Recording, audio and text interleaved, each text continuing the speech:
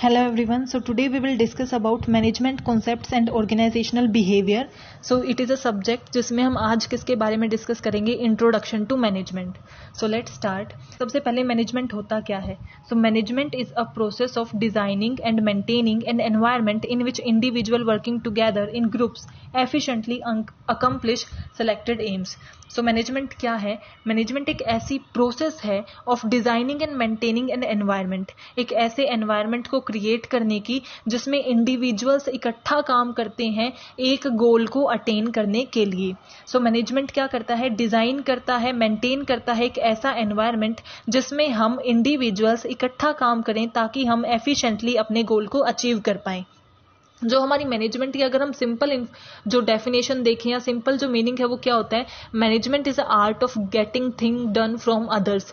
कि जब आप खुद काम करते हो वो मैनेजमेंट नहीं है. जब आप दूसरों से काम बनवाते हो, दूसरों से काम निकलवाते हो, उनसे काम करवाते हो, दैट इज आर्ट. वो आर्ट आपकी क्या है? मैनेजमेंट है. या आप उन्हें मैनेज करोगे लेकिन काम कौन करेगा? कोई और करेगा. So when other people do work for you and you manage that is management. So management is a process in which perform the function. इसमें आप कौन कौन से फंक्शंस परफॉर्म करोगे? सबसे पहले आप प्लानिंग करोगे, देन ऑर्गेनाइजिंग करोगे, स्टाफिंग करोगे, डायरेक्टिंग करोगे एंड फाइनली उसकी कंट्रोलिंग करोगे. सो मैनेजमेंट का मीनिंग आपको क्लियर हो गया होगा कि मैनेजमेंट किस चीज की प्रोसेस है जिससे आप दूसरों से कैसे अच्छे से काम कराते हैं, वो आपका मैनेजमेंट है. It is a process of creating an environment, एक ऐसा एनवायरनमेंट क्रिएट करना जहां पे इंडिविजुअल्स मिलकर इकट्ठा काम करें ताकि हम एफिशिएंटली किसी गोल को अटेन कर सकें.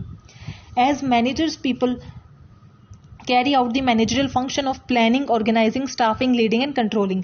कि हमारे मैनेजमेंट के क्या फंक्शंस होते हैं जो एक मैनेजर कैरी करता है, वो परफॉर्म करता है. सबसे पहले प्लानिंग. प्लानिंग क्या होता है? कि आपको फ्यूचर में करना क्या है उसका आप प्लान करते हो. आप अपने डे टू डे लाइफ में डेली आप कोई ना कोई किसी ना किसी चीज के लिए प्लान करते हो कि आपको आज क्या काम करना है, इस चीज को आप कैसे करोगे. हर चीज के लिए आप कोई ना कोई प्लान बनाते हो. सो सबसे पहले आपको क्या करना होता है? प्लानिंग करनी होती है कि आपको करना क्या है, what is to be done, ये आप डिसाइड करते हो. देन ऑर्गेनाइजिंग, जो आपने प्लान किया है उसे करने के लिए क्या क्या रिसोर्सेज चाहिएगी, उन्हें कैसे एक्वायर करना है, कहाँ एलोकेट करना है, कौन किस काम को परफॉर्म करेगा, उनके बीच में क्या रिलेशन होगी. अगर आप एक ऑर्गेनाइजेशन की बात करो तो कौन हमारा हेड होगा, कौन सुपरवाइजर होगा, दोनों के बीच में क्या रिलेशंस होंगी, वो कैसे एक दूसरे से कनेक्ट करेंगे, वो हम ऑर्गेनाइजिंग के अंदर डिसाइड करते हैं. देन हमारा आता है स्टाफिंग, यानी कि जब हम सब ऑर्गेनाइज कर देते हैं, अगर हमारे कुछ प्लेसेस ऐसे रहते हैं जहां पे एम्प्लॉयज अवेलेबल नहीं है, जहां पे वैकेंसी है, तो उस प्लेस को फिल करना राइट एम्प्लॉय के साथ, राइट पर्सन के साथ, यानी कि right person at right place provide कराना, उसको हम क्या बोलते हैं? स्टाफिंग. देन उन्हें डायरेक्ट करना, यानी कि आपने प्लानिंग कर लिया, ऑर्गेनाइज कर लिया, स्टाफिंग कर लिया, आपके पास सब रेडी हो गया. अब आप क्या करोगे? डायरेक्शन प्रोवाइड करोगे, इंस्ट्रक्शंस दोगे, लीड करोगे अपनी टीम को, उन्हें मोटिवेट करोगे एंड फाइनली आप क्या करोगे? कंट्रोलिंग करोगे. यानी कि जब आपने सारा परफॉर्म कर दिया, फाइनली आप क्या करते हो? कंट्रोलिंग करते हो कि आपने जो ऑब्जेक्टिव डिसाइड किया था प्लानिंग के टाइम, क्या वो कंट्रोलिंग में आपने अचीव किया है या नहीं, ये आप देखते हो, चेक करते हो. अगर आपने अचीव नहीं किया है तो आप उसमें करेक्शन करते हो, दोबारा परफॉर्म करते हो, और अगर आपने अचीव कर लिया है तो फ्यूचर में और बेटर के लिए आप यूज करते हो. अब मैनेजमेंट का नेचर क्या होता है? Management applies to all kind of organization, यानी कि मैनेजमेंट क्या है? यूनिवर्सल है. ऐसा नहीं है कि सिर्फ एक पर्टिकुलर टाइप की ऑर्गेनाइजेशन, सिर्फ प्राइवेट ऑर्गेनाइजेशन में, पब्लिक ऑर्गेनाइजेशन में ही मैनेजमेंट चाहिए होती है. हर तरीके की ऑर्गेनाइजेशन में हमें मैनेजमेंट की रिक्वायरमेंट होती है, चाहे वो नॉन प्रॉफिट ऑर्गेनाइजेशन क्यों ही ना हो. क्योंकि अगर उसमें लोग वर्क कर रहे हैं, अगर आपकी एक ऑर्गेनाइजेशन में पीपल वर्क कर रहे हैं, अगर आप उसमें पैसा लगा रहे हो, इन्वेस्टमेंट कर रहे हो, तो उसे अच्छे से मैनेज करना बहुत इंपॉर्टेंट होता है. और हर ऑर्गेनाइजेशन, चाहे वो नॉन प्रॉफिट हो, प्रॉफिट ऑर्गेनाइजेशन हो, प्राइवेट हो, पब्लिक हो, सबका कोई ना कोई गोल होता है, ऑब्जेक्टिव होता है. और ऑब्जेक्टिव आप तभी अचीव कर सकते हो जब आप मैनेजमेंट को अच्छे से परफॉर्म कर रहे हो. It applies to manager at all organizational level, और ये हर ऑर्गेनाइजेशनल लेवल पे अप्लाई होती है. The main aim of all manager is same, to create surplus, यानी कि हर मैनेजर की, हर ऑर्गेनाइजेशन में जो मैनेजर हैं सबकी मेन एम यही होती है कि वो सरप्लस क्रिएट कर सकें, प्रॉफिट क्रिएट कर सकें अपनी ऑर्गेनाइजेशन के लिए. तभी वो क्या करते हैं? मैनेजमेंट करते हैं, ताकि जितनी अच्छी मैनेजमेंट होगी उतनी ही ज़्यादा एफिशिएंसी एंड इफेक्टिवनेस आएगी और वो उतना ही ज़्यादा प्रॉफिट अर्न कर सकेंगे. Managing is concerned with efficiency and effectiveness, यानी कि हम किस चीज से रिलेट करते हैं, एफिशिएंसी के साथ और इफेक्टिवनेस के साथ। अब एफिशिएंसी और इफेक्टिवनेस होता क्या है? एफिशिएंसी का मतलब है doing things right and effectiveness का मतलब है doing the right things. So effectiveness क्या हुआ कि जो आपने प्लान किया है वही आप करो, ऑब्जेक्टिव जो आपने डिसाइड किया है, जो आपने पाथ डिसाइड किया है वही आप करो, डूइंग द राइट थिंग्स, सही चीजें ही परफॉर्म करो, वो हमारा क्या है, इफेक्टिवनेस है। और जो आप सही चीजें परफॉर्म कर रहे हो उन्हें सही तरीके से परफॉर्म करो, वो आपकी क्या है, एफिशिएंसी है। अब सही चीजें परफॉर्म करो का क्या मतलब है, आप अपने ऑब्जेक्टिव पे ही फोकस करो, बाकी चीजों से डिस्ट्रैक्ट नहीं हो, वो आपका क्या हो गया, इफेक्टिवनेस। अब जो सही चीजें आपको करनी है उसको आप सही तरीके से कैसे करोगे, उसमें सही टाइम लगा के, सही एफर्ट्स देके, सही क्वालिटी बना के, सही रिसोर्सेज का यूज करके। सो एफिशिएंसी क्या हुई कि जो आप सही काम करोगे उसे सही तरीके से करो, और सही तरीके कैसे होंगे, जब हमारी रिसोर्सेज टाइम को हम अच्छे से यूटिलाइज करेंगे। सो हमारी एफिशिएंसी क्या होती है, जो रिसोर्सेज से रिलेट करती है, और इफेक्टिवनेस क्या होती है, जो गोल अटेनमेंट से रिलेट करती है। सो इफेक्टिवनेस क्या हुई कि हमने गोल, जो हमारा ऑब्जेक्टिव था, वो अगर हमने अटेन किया है, हमने अचीव कर लिया है, तो हम इफेक्टिव हैं, अदरवाइज हम इफेक्टिव नहीं है। और एफिशिएंसी क्या है, अगर हमारे जो एफर्ट्स हैं, टाइम है, ये हमने कितने यूज किए हैं, रिसोर्सेज हमने कितने यूज किए हैं, अगर हम उन्हें अच्छे से यूज कर रहे हैं इसका मतलब हम एफिशिएंट हैं, अगर हम रिसोर्सेज का अच्छे से यूज नहीं कर रहे इसका मतलब हम एफिशिएंट नहीं हैं। अब एक ऑर्गेनाइजेशन क्या होती है, organization is a group of people which work together to attain a common goal, कि एक स्पेसिफिक पर्पस के लिए, कॉमन पर्पस के लिए जब नंबर ऑफ पीपल इकट्ठा काम करते हैं उसको हम क्या बोलते हैं, ऑर्गेनाइजेशन बोलते हैं। सो ऑर्गेनाइजेशन में क्या होते हैं, डिस्टिंक्ट पर्पस होते हैं, यानी कि एक स्पेशल पर्पस होता है जिसके लिए हमारे सारे जो लोग हैं वो काम कर रहे हैं। सो एक स्पेशल, एक डिस्टिंक्ट हमारे पास पर्पस होता है। डेलिब्रेट स्ट्रक्चर होता है, आप एक ऑर्गेनाइजेशन का देखोगे तो हर ऑर्गेनाइजेशन का कोई ना कोई स्ट्रक्चर होता है जो उन्होंने खुद क्रिएट किया है, ऑटोमेटिकली क्रिएटेड नहीं होता कोई स्ट्रक्चर, आप क्रिएट करते हो स्ट्रक्चर। यानी कि सबसे पहले सीईओ कौन है, उसके बाद मैनेजिंग डायरेक्टर कौन है, जनरल मैनेजर कौन है, सबऑर्डिनेट कौन है, वर्कर कौन है, लेबर कौन है, ये सब जब आप एक स्ट्रक्चर में डिफाइन करते हो उसको हम क्या बोलते हैं, उसका एक डेलिब्रेट स्ट्रक्चर है, क्योंकि वो स्ट्रक्चर आप खुद डिसाइड करते हो कि मैनेजर कौन बनेगा, सीईओ कौन बनेगा, एमडी कौन बनेगा। सो एक डेलिब्रेट स्ट्रक्चर होता है और पीपल उसमें वर्क करते हैं, ये क्या होती है हमारी ऑर्गेनाइजेशन। अब मैनेजमेंट के फंक्शंस क्या होते हैं, ये हम मीनिंग में डिस्कस करके आ गए हैं कि मैनेजमेंट के हमारे मेन कितने फंक्शंस होते हैं, planning, organizing, leading and controlling. बीच में एक और आता है, वो क्या है, स्टाफिंग, जिसे कई बार अलग से नहीं लिखा जाता है, हमारे जो ऑर्गेनाइजिंग है उसके अंदर ही स्टाफिंग को इंक्लूड कर दिया जाता है। कुछ बुक्स में वो अलग से मेंशन होता है, कई जगह वो मेंशन नहीं होता। सो प्लानिंग क्या होता है कि आपको फ्यूचर में करना क्या है, what is to be done, जब आप ये डिसाइड करते हो उसको आप क्या बोलते हो, प्लानिंग बोलते हो। यानी कि आप गोल सेट करते हो, स्ट्रेटजीज बनाते हो, वो सब कहाँ आता है, आपकी प्लानिंग में। प्लानिंग के बाद ऑर्गेनाइजिंग में मैंने क्या बताया था कि रिसोर्सेज को एक्वायर करना, एलोकेट करना, ये डिसाइड करना कि कौन क्या काम करेगा। सो क्या मतलब है, डिटरमाइन करता है what need to be done, कि हमें क्या करना है, how it will be done, वो कैसे करना है और उसे कौन करेगा, ये हम ऑर्गेनाइजिंग में डिसाइड करते हैं। फिर लीडिंग में क्या होगा, हम मोटिवेट करते हैं, उन्हें इंस्ट्रक्शंस प्रोवाइड करते हैं, डायरेक्शंस उन्हें प्रोवाइड करते हैं। एंड देन हम क्या करते हैं, कंट्रोलिंग करते हैं, कि मॉनिटर करते हैं हमारा जो रिजल्ट आया है वो हमारे स्टैंडर्ड और हमारे ऑब्जेक्टिव को अचीव कर रहा है या नहीं कर रहा। अगर नहीं कर रहा तो हम दोबारा उसे करेंगे, करेक्ट करेंगे, कुछ हमारे से गलतियां हुई उन्हें ठीक करके दोबारा से उसे परफॉर्म करते हैं। अब हम अपने लेवल देखें, सो कौन सा लेवल कौन से फंक्शंस को परफॉर्म करते हैं। हमारे 3 लेवल होते हैं, ये हमारा क्या है, स्ट्रक्चर भी बोल देते हैं, इसी तरीके से हमारा स्ट्रक्चर बनता है। सबसे पहले हमारा होता है top level, then middle level and then first line, जिसको पहले हम लोअर लेवल भी बोलते थे, अब इसे हम लोअर लेवल की जगह फर्स्ट लाइन सुपरवाइजर्स भी बोलते हैं।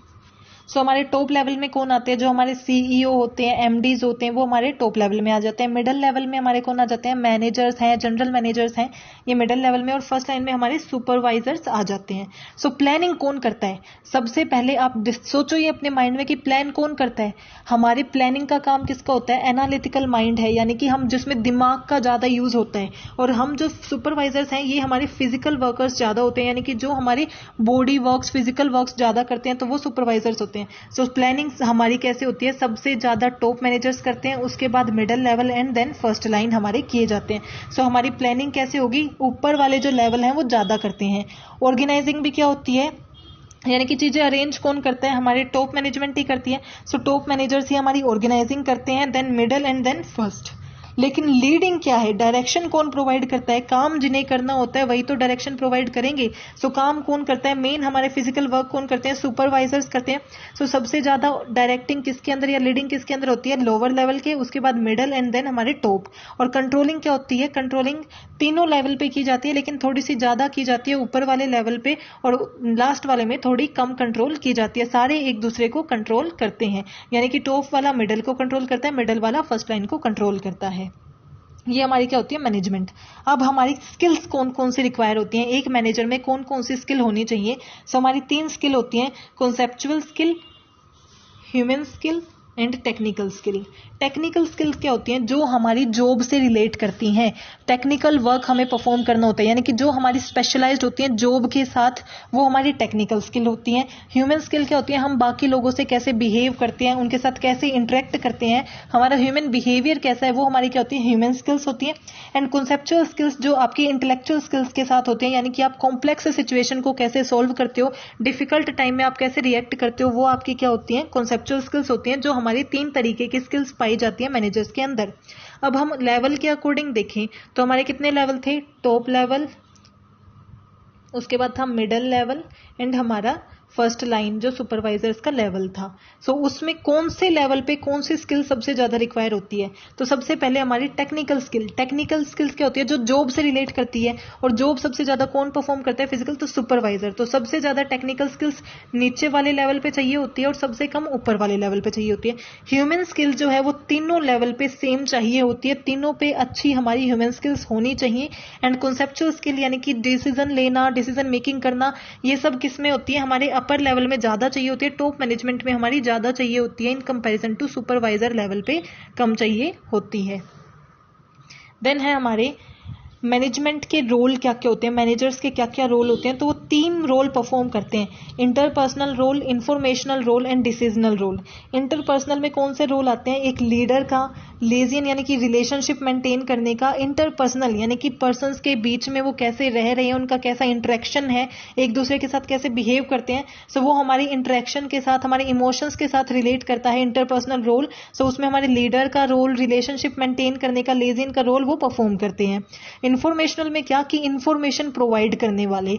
अब इंफॉर्मेशन में क्या होते हैं, एक तो इंफॉर्मेशन रिसीवर यानी कि जो आपकी इंफॉर्मेशन कलेक्ट करेंगे, एक होंगे इंफॉर्मेशन डिसेमिनेटर यानी कि इंफॉर्मेशन देंगे, एक कलेक्टर और एक डिस्ट्रीब्यूटर, एक मॉनिटर यानी कि सारी इंफॉर्मेशन को मॉनिटर करना, एंड देन स्पोक्स पर्सन जो आपको क्या करते हैं, एक तरीके से रिप्रेजेंट करते हैं, वो भी आपके इंफॉर्मेशनल रोल में, जैसे सीईओ जो होते हैं ज्यादातर वही अपनी ऑर्गेनाइजेशन को रिप्रेजेंट करते हैं।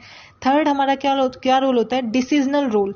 डिसीजनल रोल किस चीज से रिलेट होता है, कि हम डिसीजन लेते हैं, एंटरप्रेन्योर किस चीज से रिलेटेड डिसीजन लेगा, उसके बिजनेस से रिलेटेड। अगर कोई डिस्टर्बेंस हो रही है, जैसे कोई स्ट्राइक्स हो रही है, जो हमारे लेबर है वो हड़ताल पे चले गए, लॉकआउट कर दिया, सो उसे हैंडल करने के लिए डिसीजन लेना, रिसोर्सेज को एलोकेट करने के लिए डिसीजन लेना, नेगोशिएट करना, यानी कि कोई एक हमारी सप्लायर जो है वो कह रहे हैं कि वो 1000 देंगे, 1000 रुपए में हमें यूनिट प्रोवाइड करेंगे, हम कह रहे हैं आप 800 में प्रोवाइड करो। सो दोनों अपनी अपनी बात पे अड़े हुए हैं, तो हम नेगोशिएशन का रोल प्ले करते हैं, जिसमें हम फॉर एग्जांपल 900 पे दोनों मान गए, दोनों बीच में मान गए, उनके बीच में एक समझौता कराना, नेगोशिएशन कराना, उसका रोल जो प्ले करते हैं वो किसके अंदर आता है, डिसीजनल रोल के अंदर आता है। नाउ मैनेजरल इफेक्टिवनेस के अंदर हमारी कौन कौन सी कंपिटेंसीज होती हैं, यानी कि मैनेजमेंट को इफेक्टिव क्या बनाएंगे, इफेक्टिवनेस यानी कि कब हम गोल अटेन कर पाएंगे। इफेक्टिवनेस किस चीज से रिलेट करता है, गोल अटेनमेंट से। तो गोल हम कब अटेन कर पाएंगे, जब हमारे पास ये 5 कंपिटेंसीज, ये 6 कंपिटेंसीज होंगी, communication, planning and administration, strategic, self management, global awareness and team work competency. So one by one हम डिस्कस करते हैं। सबसे पहले है कम्युनिकेशन कंपिटेंसी। कम्युनिकेशन कंपिटेंसी क्या होती है, कि हमारे पास कम्युनिकेशन की एबिलिटीज होनी चाहिए, हमें पता होना चाहिए कि किस टाइम किस तरीके से कम्युनिकेट करना है। कम्युनिकेट होता क्या है, exchange of facts, figures, emotions between among people, यानी कि 2 और मोर लोगों के बीच में, 2 और ज्यादा से उससे ज्यादा लोगों के बीच में जब हम इमोशंस को, फैक्ट्स को, फिगर को डिस्कस करते हैं, कम्युनिकेट करते हैं, उसको हम क्या बोलते हैं, कम्युनिकेशन बोलते हैं। सो कम्युनिकेशन कॉम्पिटेंसी क्या है, कि हमें ये पता होना चाहिए कि कब हमें कैसी कम्युनिकेशन करनी है और उसकी दोनों की एबिलिटीज हमें होनी चाहिए। इनफॉर्मल कम्युनिकेशन भी हमें आनी चाहिए और फॉर्मल कम्युनिकेशन भी आनी चाहिए। फॉर्मल कम्युनिकेशन क्या होता है, जब आप ऑफिशियली डील करते हो, और इनफॉर्मल यानी कि आप नॉर्मल रिलेशन क्रिएट कर रहे हो, तो आपको दोनों की एबिलिटीज होनी चाहिए और नेगोशिएशन भी आपको आना चाहिए। Then dimension of planning and administrative competency. Planning and administrative competency क्या होती है कि information gathering, analysis and problem solving. इसमें आप क्या करते हो, इन्फॉर्मेशन को गैदर करते हो, एनालाइज करते हो, प्रॉब्लम सॉल्व करते हो। सो कोई भी अगर आप प्रॉब्लम फेस कर रहे हो तो उसका सोल्यूशन कैसे मिलेगा, जब आप उसे अंडरस्टैंड करोगे, और अंडरस्टैंड कैसे करोगे, उसके बारे में इन्फॉर्मेशन निकाल के। तो सबसे पहले आप इन्फॉर्मेशन को गैदर करते हो, उसे एनालाइज करते हो, और फिर आप अपनी प्रॉब्लम के लिए सोल्यूशन निकालते हो। वो प्लानिंग एंड एडमिनिस्ट्रेटिव कॉम्पिटेंसी में आता है। देन प्रोजेक्ट, हमें किस प्रोजेक्ट पे काम करना है, किस पे नहीं करना, पहले कौन सा प्रोजेक्ट करना है, ये सब किसके अंदर डिसाइड करते हैं हम, प्लानिंग एंड एडमिनिस्ट्रेटिव कॉम्पिटेंसी के अंदर। टाइम मैनेजमेंट भी, कि हम टाइम कैसे मैनेज करेंगे। Budgeting and financial management, time management बहुत इंपॉर्टेंट होता है कि आपको किस चीज को टाइम देना है, कौन सा टास्क अभी ज्यादा इंपॉर्टेंट है। फाइनेंस डिसाइड करना, क्योंकि आपके पास ऐसा तो है नहीं कि अनलिमिटेड फंड होंगे। फंड जो आपके लिमिटेड होते हैं उन्हें मैक्सिमम यूटिलाइज करना, ऑप्टिमम उनका यूटिलाइजेशन करना, ये भी आपके लिए प्लानिंग एंड एडमिनिस्ट्रेटिव कॉम्पिटेंसी में आता है, जो जरूरी है। सो कॉम्पिटेंसी होती क्या है ये आपको पता है। कॉम्पिटेंसी का सिंपल मतलब ये है कि ऐसी यानी बिहेवियर, ऐसी नॉलेज जो एक मैनेजर को चाहिए ताकि वो इफेक्टिवली सारे टास्क परफॉर्म कर सके और गोल को अटेन कर सके। सो उसको क्या क्या चाहिए होती है, कौन कौन सी नॉलेज चाहिए होती है। एक तो कम्युनिकेशन कॉम्पिटेंसी, यानी कि कम्युनिकेशन के रिगार्डिंग उसे नॉलेज हो। प्लानिंग एंड एडमिनिस्ट्रेशन के रिगार्डिंग नॉलेज हो। टीम वर्क कॉम्पिटेंसी हो, यानी कि टीम वर्क कैसे क्रिएट करना है इसकी नॉलेज भी उसे होनी चाहिए। सबसे पहले तो डिजाइनिंग टीम, कि अगर आप टीम में काम कर रहे हो तो उसका एक ऑब्जेक्टिव कैसे बनाना है, डिजाइन कैसे टीम करनी है, उसके अंदर सपोर्टिव एनवायरनमेंट क्रिएट करना आना चाहिए। यानी कि ऐसा ना हो कि जितने भी मेंबर्स टीम में हैं वो एक दूसरे के खिलाफ, उनके बीच में एनवे है, ग्रूजेस हैं, ऐसा ना हो। उनके अंदर एक सपोर्टिव एनवायरनमेंट क्रिएट करना। और मैनेजिंग टीम डायनामिक्स, यानी कि सबकी कोई ना कोई वीकनेस भी होती है, स्ट्रेंथ भी होती है, सबकी स्ट्रेंथ को लेके चलना ताकि गोल को अचीव किया जा सके, ये सब उसे आना चाहिए।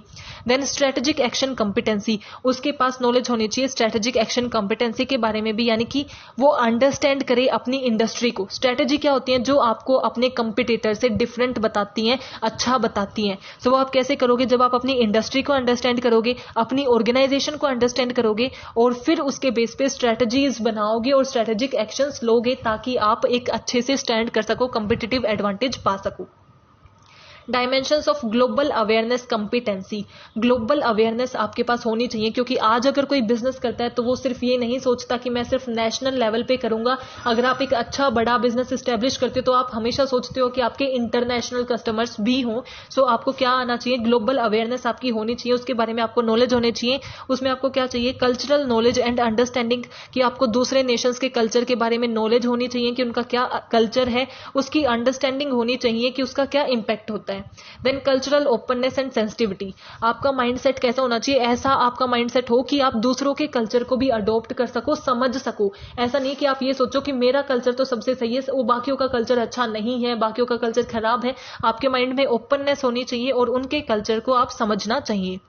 Then dimension of self management, जो हमारी लास्ट डायमेंशन है कि उनके अंदर सेल्फ मैनेजमेंट आना चाहिए। वो ऑर्गेनाइजेशन को तभी मैनेज कर पाएंगे जब वो खुद को मैनेज कर पा रहे हैं। सो सबसे पहले उसमें क्या होना चाहिए, इंटीग्रिटी एंड एथिकल कंडक्ट, कि उनके कुछ एथिक्स होने चाहिए कि ये सही है और ये गलत है, और उन्हें उस पर फोकस रहना चाहिए। इंटीग्रिटी का मतलब क्या है, वो ऑनेस्ट होने चाहिए। ऑनेस्ट का मतलब ये नहीं कि वो कभी झूठ ना बोले, हमेशा सच्ची बोले। हम बड़ी चीजों को लेकर चल रहे हैं कि अगर उन्होंने कुछ एथिक्स बना रखे हैं कि वो कुछ भी मिसयूज नहीं करेंगे ऑर्गेनाइजेशन का, ऑर्गेनाइजेशन के साथ डिसीव नहीं करेंगे, तो वो उन एथिक्स को फॉलो करें।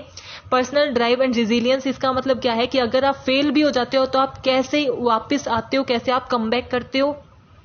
बैलेंसिंग वर्क लाइफ इशू, कि आपकी जो पर्सनल लाइफ है और जो आपकी प्रोफेशनल लाइफ है वो आपको उसे बैलेंस करना आना चाहिए, उसके वजह से आप मेंटल स्ट्रेस में नहीं रहने चाहिए। And self awareness and development, आपको पता होना चाहिए कि आप कैसे पर्सन हो, आपकी पर्सनैलिटी कैसी, आपको कहाँ वर्क करना है, कहाँ आप डेवलप कर सकते हो, आपको खुद की अवेयरनेस होनी चाहिए। सो ये डायमेंशंस, ये कॉम्पिटेंसीज, ये नॉलेज जब एक मैनेजर में होते हैं तो वो ज्यादा इफेक्टिव माना जाता है और ज्यादा हम गोल अटेनमेंट कर सकते हैं। So I hope you are clear with this topic. If you have any doubt, please mention in comment section. And if you want this PPT, so I am giving the link in description. You can download it from there. Thank you. Keep supporting. Don't forget to like, subscribe and share my channel.